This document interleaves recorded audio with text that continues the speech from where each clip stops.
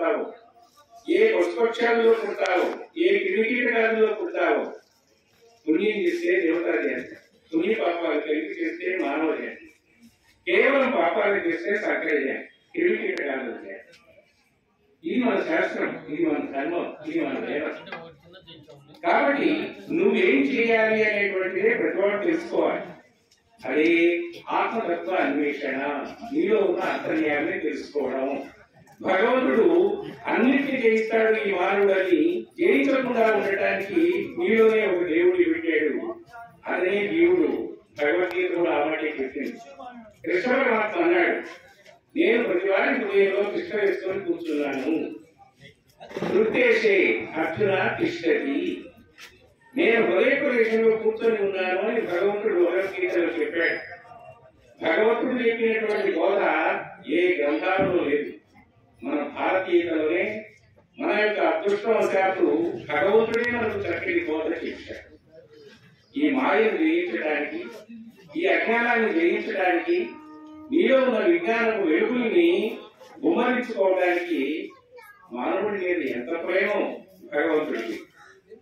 మిగిలిన వాళ్ళ మీద ప్రేమ లేదా ఉంటుంది, ఉన్నా కూడా అది అర్థం చేసుకోలేదు. పక్షి ఉన్నది అర్థం చేసుకుంటుందా? పశువు ఉన్నది అర్థం చేసుకుంటుందా? చెట్టు ఉన్నది అర్థం చేసుకుంటుందా? బండరాయి ఉన్నది అర్థం చేసుకుంటుందా? అర్థం చేసుకోలేదు.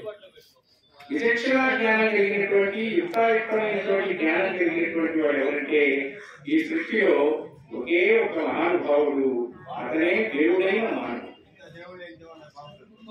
జీవుడైన దేవుడు, దేవుడైన జీవుడు. ఇది అద్వైత. ఇటువంటి సందర్భంలో మానవుల్లో ఎక్కువలు తక్కువలు అనేటువంటి సహజం. ఎందుకంటే తెలిసిన వారు కొంతమంది ఉంటారు. ఈనాడు నేను దేవాల పురాణం 9 అధ్యాయాలు చెప్పాను. 3 గంటల సేపు రికార్డ్స్ కావండి. అది ఇప్పుడు ప్రసారం చేస్తున్నారు. ప్రసారం చేస్తుంటే ఎన్నెన్నో చక్కటి మాటలు విని చెప్తున్నారు. ఈ విషయాలు మనం తెలుసుకోవాలి. మీరు చెప్పారు, ఎంతో ఆనందం. మిమ్మల్ని చూడాలి. ఇటువంటి మాటలన్నీ వాడు అంటూ ఉంటే ఎవరంటున్నారు? ఇది భగవంతుడు అంటున్నాడు. వాడు చూడాలి అని చెప్పిన మాట ఎవరు? భగవంతుడు అంటున్నాడు ఆ మాట. దానికి కారణం ఏమిటి? ఈ గొప్పతనం యొక్క వెలుగు, విద్యా వెలుగు. ఆ విద్యా వెలుగు నలుగురికి పంచకండి. దానికనే విద్యా పరాదేవత అన్నారు. ఆ పరాదేవత ఎవరు?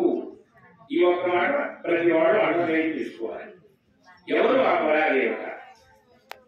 64 విద్యలు ఉన్నాయి. 64 విద్యల తల్లి ఎవరు? చౌడమాంబ, చౌడేశ్వరి,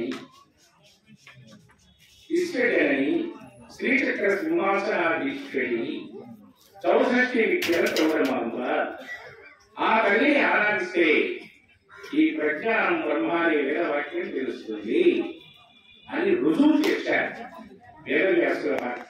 వ్యాసప్రోక్తమైనటువంటి బ్రహ్మాండ పురాణంలో ఉన్నటువంటి దేవేంద్ర పురాణం 29 అధ్యాయాలు. 29 అధ్యాయాల్లో ఆదిపరాశక్తి 64 విద్య చౌడేశ్వరి అమ్మవారి యొక్క గొప్పతనం వివరింపబడి ఉన్నది. ఆ వివరించబడినటువంటి విషయం ఎవరికి తెలియాలి? ముఖ్యంగా ఆ కుల దేవత అయిన కులదేవతగా పూజించేటువంటి దేవాంగులకు తెలియాలి. ఎందుకు తెలియాలి? అసలైన గొప్పతనం అంతా కూడా ఆ అమ్మవారి ఫలాన్ని గురించి ఆలోచన చేయడంలోనే ఉన్నది. ఇంకా ఆవిడ యొక్క గొప్ప శక్తిని గురించి వేదం చెప్పింది, ఉపనిషత్తులు చెప్పాయి, పురాణాలు చెప్పాయి, శాస్త్రాలు చెప్పాయి, మహర్షులు చెప్పారు. అదంతా గొప్ప విషయం. ఒక్క 4 అక్షరాలు చౌడమాంబ అనే పదం యొక్క గొప్పతనం ఏమిటి అని ఒక్కసారి ఆలోచన చేయాలి. చేస్తే అప్పుడు 4 అక్షరాలకి 4000 పరమాత్మ మనకు లభిస్తుంది. ఈ సృష్టికి అద్భుతమైనటువంటి నాగరికత నేర్పాలి అని అమ్మవారు తలిచాడు. సాక్షాత్ శ్రీ విశ్వేశ్వరుడు ఆ మహానుభావుడు తలిచాడు. ఆయన యొక్క 4వ రూపం నుంచి మహాకాంతి పుణ్యం, 3వ కాంతి పుణ్యం దేవల మనుప్రమగా ఆవిర్భవించింది. ఆ దేవల మనుప్రమకు సకలజని అయినటువంటి పార్వతి అమ్మవారు, చౌడేశ్వరి అమ్మవారు కన్న తల్లిగా భాషించింది. ఈ విషయాలన్నీ కూడా తెలుసుకోవడానికి ముందు చౌడమాంబ చూడ చూడ అంటే ప్రత్యేకత కలిగినటువంటి అర్థం. చూడమాంబ అంటే ప్రత్యేకత కలిగిన తల్లి, అంటే శ్రేష్ఠురాలైనటువంటి అమ్మ అని అర్థం చూడమాంబ అంటే. పురాణం ఏం చెప్పింది అంటే మహాలోక భయంకరుడైనటువంటి రాక్షసుల్ని తన కిరీటంలో పెట్టుకున్నటువంటి ప్రధాన మణి యొక్క కాంతుల చేతనే సంబంధించినటువంటి మహా ఆదిశక్తి స్వరూపుడై పరాశక్తి ఆ సర్వమంగళాదేవి అని చెప్పని పురాణాలు చెప్పాయి. విమర్శకులు శ్రేష్ఠురాలు అని ఆ పదానికి అర్థం చెప్పారు. ఎలా శ్రేష్ఠురాలు అనేటువంటి మీ ప్రశ్న అనమాట. దానికి సమాధానంగా మనం ఆలోచన చేయాలి. చేస్తే ఈ ఒక్క వస్త్రం లేకపోతే విలువ ఏది లేదు, దేవతలకే లేదు, ఇంకా మానవులకి ఏముంటుంది? వెంకటేశ్వర స్వామి దివ్య దర్శనం ఇస్తున్నాడంటే అర్థం ఏమిటి? ఆయనకు ఎన్నో మూల పంచెలు, పట్టు పంచెలు వెళ్ళి చక్కగా నేర్పిస్తే అవన్నీ అలంకరిస్తే ధగధగాయమానంగా దివ్యమైనటువంటి వస్త్రధారణతో ఆయన శోభి మన కన్నులకు 100 వసంతాల పండుగ తెప్పిస్తాడు ఆ స్వామి. మరి ఆ వస్త్రం లేకపోతే వస్త్ర ఏనాముడు శోభగాంక్షడు కదా, 3 జగంబూర ఎక్కడున్నానంట, 3 లోకాలు ఎక్కడున్నా వస్త్రం లేకపోతే వాడు ఎంత సినిమా యాక్టర్ అయినా ఎంత గొప్పవాడైనా అందంగా ఉండలేడు. చిన్నది కనపడదు ఎవరికి, ఉన్నది చూడదు ఎవరు, ఒక కట్టగా లేకున్నది కనపడదు. అదే ఉన్నదియా, లేనిదల్లా ఉన్నదియే. నీకు ఎనపెట్టిలో ఎంత డబ్బు ఉన్నదో, బ్యాంక్ బ్యాలెన్స్ ఎంతున్నదో ఎవరికి తెలియదు. అలాగే నువ్వు భోజనం చేశావో లేదో ఎవరికి తెలియదు. బ్రహ్మాండంగా భోజనం చేశావు కానీ కట్టు చిరిగిపోయి బట్ట కట్టుకున్నావు అనుకో, అయ్యో బాబు ఇది తినడానికి లేదు కాబోలు, బ్యాంక్ లో రూపాయి కూడా లేదు కాబోలు, ఎంత నిరుపేదో ఎంత అబాటిలో అని అందరూ జాలి చూపిస్తారు. అదే అద్భుతంగా వస్త్రధారణ చేసి నలుగురు కూర్చున్నావు అనుకో, మహారాజకీయ వస్తుంది, మహా సొగసు వస్తుంది, మహా గౌరవం వస్తుంది, ఈయన మహాశ్రీమంతుడు అని అంటారు. కనుకనే ఆ వస్త్రానికి అధిదేవత చౌడేశ్వరి. ఆ వస్త్రం చేసేటువంటి మహనీయులంతా కూడా చౌడేశ్వరిని గొప్ప కులదేవతగా పూజిస్తారు. దానికి ఎన్నెన్నో సాక్ష్యాలు. నందవరం చౌడేశ్వరి అమ్మవారి గుడి ఇప్పటికీ సాక్ష్యం. అన్ని విషయాలు సాక్షి కూటాలి. శ్రీశైల స్వామికి కళ్యాణ తలపాలనేటువంటిది గొప్ప సాక్ష్యం. ఇలా ఎన్నో విషయాలు. కానీ ఈ రోజుల్లో మా కులం గొప్ప అనేటువంటి ఉన్నది.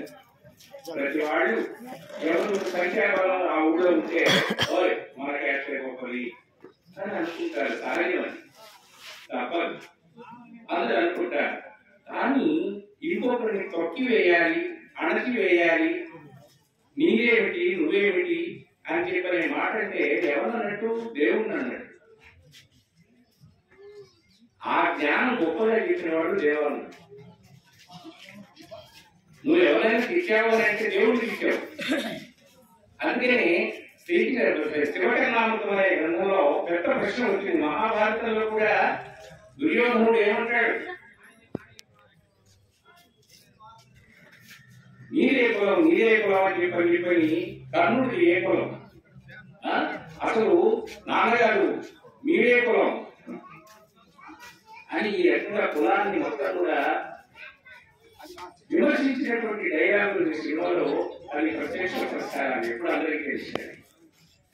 అట్లాగే ఇప్పుడున్నటువంటి ఈ లౌకిక విషయాల్లో కులం అనేది పూర్తిగా రూపమానాలి అనేటువంటి ఉన్నది. వేమన గారు కూడా ఆనాడు చెప్పాడు, అందరినీ భోజనం పెట్టి ఒక అంతలో భోజనం పెట్టాలన్నాడు. అప్పుడు ఈ కులం ఎక్కువ తగ్గులన్నీ పోతాయి అని కూడా చెప్పాడు. వేదంలో కూడా ఒక మాట, సాక్షాత్తు శివోహం శివోహం శివోహం నాకు జీవోహం. నాయన నువ్వు జీవుడి కావాలా, నువ్వు శివుడివి. నీ విశ్వాస నిశ్వాసానికి కూడా శివోహం అనే విషయం తెలియజేస్తున్నాయి అని చెప్పాడు. అటువంటి సందర్భంలో ఒకే మాట గుర్తు పెట్టుకోండి. నేను చెప్తున్నాను, ఆ అమ్మవారు చెప్పిస్తున్న ఈ మాటలు మామూలుగా చెప్పడానికి ఓకే లేదు, అవకాశం లేదు. అనారోగ్యాలు ఏమవుతుంది అమ్మ? యస్య భక్తి సదా సంభౌ నిశ్చల పుమాన్. సర్వాన్ యత్ర జననం సంప్రాప్తః తత్కులం కులం. పడకండి, గొడవలు పడకండి. ఎవడు భక్తుడు యస్య భక్తిః సదా శంభౌ. శంభువు మొత్తం విశ్వమంతా వ్యాపించిన పరమాత్మ, శివ పరమాత్మ. ఆ మహాదేవ శక్తవాక్యుడు, వాయుదేవుడు, సదాశివుడు, పార్వతీపతి, సర్వమంగళాపతి, ఆ అద్భుతమైనటువంటి పరమేశ్వరుడి మీద భక్తి ఎవరికైతే ఉంటుందో నిశ్చలంగా, సుస్థిరంగా, భద్రంగా, సుభద్రంగా ఎవరికైతే ఆ భగవంతుడి మీద, పరమశివుడి మీద భక్తి ఉంటుందో ఆ భక్తి కలిగినటువంటి వాడే నిజమైన జీవుడు, నిజమైన మనిషి. ఆ మనిషి ఏ కులంలో పుట్టాడో ఆ కులమే గొప్ప కులము, మిగిలిన కులాలు తక్కువది అని చెప్పారు. దీన్ని విమర్శించడానికి ఎవరికైనా శక్తి ఉన్నదా? దీనిలో ఉన్న గొప్పతత్వం ఎక్కువ తక్కువలు విమర్శించి చెప్పడానికి ఎవరికైనా శక్తి ఉన్నదా? ఇది మనుషులు పెట్టినటువంటి మాట. అయితే ఆ శివభక్తుడు ఎవరు? దేవాలు. చాలా మంది ఉన్నారు, కానీ 360 గజాలు అద్భుతంగా తలపాగనేసి కళ్యాణానికి ఇస్తాడు. పద్మశాలీలు కార్తీక మాస ఉత్సవాల్లో అమ్మవారికి మొట్టమొదటి పసుపుతో పెడతారు. వైష్ణవం, శైవం రెండు పుచ్చుకున్నటువంటి వారు పద్మశాలీలు, దేవాలు ఇద్దరు ఒకటే. 4 నుంచి వైష్ణవం పుచ్చుకున్న వాడు పద్మశాలి అయ్యారు. వీరశైవులై శైవాన్ని ఆచరించినటువంటి వాళ్ళు శివభక్తులు, దేవాలు అయ్యారు. కాబట్టి శివభక్తులు వాడు వేద శిష్యులు అని పిలువబడితే వీడు గర్భబ్రాహ్మణులు అని పిలువబడ్డారు. వాళ్ళు బహుత్తములు అని పిలువబడితే వీళ్ళు బ్రాహ్మణ్య అధికులు అని పిలువబడ్డారు. వాళ్ళు చాలా చాలా ప్రావీణ్యతలు సంపాదించిన వాళ్ళైతే వీళ్ళు ఇంకా దేవి అమ్మవారిని పూజించడంలో అగ్రేశ్వరులు అని దేవి బ్రాహ్మణులుగా పూజింపబడ్డారు. అందుకే చౌడేశ్వరి అమ్మవారి జయంతి నేను గొప్పగా చేసే అదృష్టం అందువల్ల చేస్తూ